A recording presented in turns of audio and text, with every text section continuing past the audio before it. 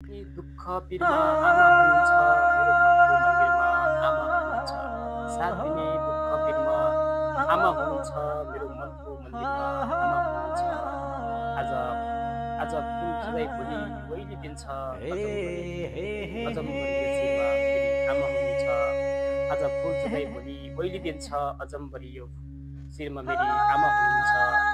सपना देखेको भरमा छोराछोरी बिरामी भएको थाहा पाउने मेरी आमा हुनुहुन्छ। सपना देखेको भरमा छोराछोरी बिरामी भएको थाहा पाउने मेरी आमा हुनुहुन्छ। भन्छन् होला पुरा तिम्रो दिल प्यासीले, भन्छन् होला पुरा तिम्रो दिल प्यासीले। मेरो दिलको शिरमा मेरी आमा हुनुहुन्छ, मेरो दिलको शिरमा मेरी आमा हुनुहुन्छ। हेर्छौ छाती चिरिदिन्छु जिन्दगीका नसा नसा शरीरमा मेरी आमा हुनुहुन्छ। हेर्छौ जिन्दगीका नसा नसा शरीरमा मेरी आमा हुनुहुन्छ। सजाएर राखेको छु मैले अजम्बरी ती आँखाका तस्बिरमा आमा हुनुहुन्छ। सजाएर राखेको छु मैले अजम्बरी ती आँखामा तस्बिरमा मेरी आमा हुनुहुन्छ। नमस्ते, म पुष्कर पन्त सुनुवार। यति बेला म सल्यान जिल्लाको कुमा गाउँपालिका वडा नम्बर 6 बडागाउँदेखि तपाईँहरूको बिचमा आमा शब्दसँग सम्बन्धित यो एउटा आमा शब्द विशेष भन्न गइरहेको छु। आमा शब्दसँग सम्बन्धित यो आज वैशाख 14 गते माता तीर्थ अर्थात् आमाको मुख हेर्ने संसारभरि छरिनुभएका सम्पूर्ण त्यही महान आमाहरूप्रति हार्दिक नमन सहित सम्मान व्यक्त गर्दछु।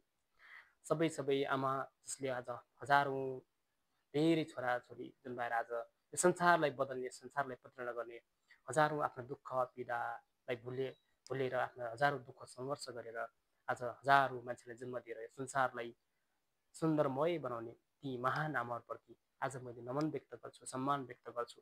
आमा शब्द आफैमा महत्त्वपूर्ण शब्द छ, आफैमा गौरवान्वित शब्द छ, गौरवशाली शब्द छ। त्यसलाई म कुनै तरिकाले बयान गर्न सक्दैन।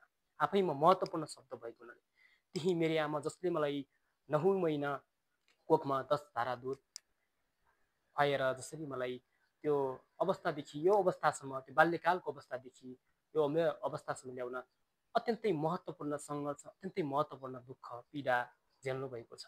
ती मेरी आमा जसले मेरा हजारौँ सपना खुसीका निम्ति हजारौँ हर फल हर प्रयास गरिराख्नु भएको छ। अझै पनि छोरा कतै केही हुन्छ कि भनेर म छोरा काममा हुँदा पनि सुरुमै खाना खाइस् भन्ने सोध्ने त्यही मेरी आमा जसलाई मैले धेरै सम्झेको छु। यो काठमाडौँ, हाल म काठमाडौँमा छु, धेरै सम्झेको छु। यो दिन म आमासँग नहुँदै गर्दा पनि म आज धेरै दुःखी भएको छु। आजको दिन म आमासँग सँगै हुनुपर्ने, आमालाई मिठो मिठो खुवाउनुपर्ने कुरा पनि हो।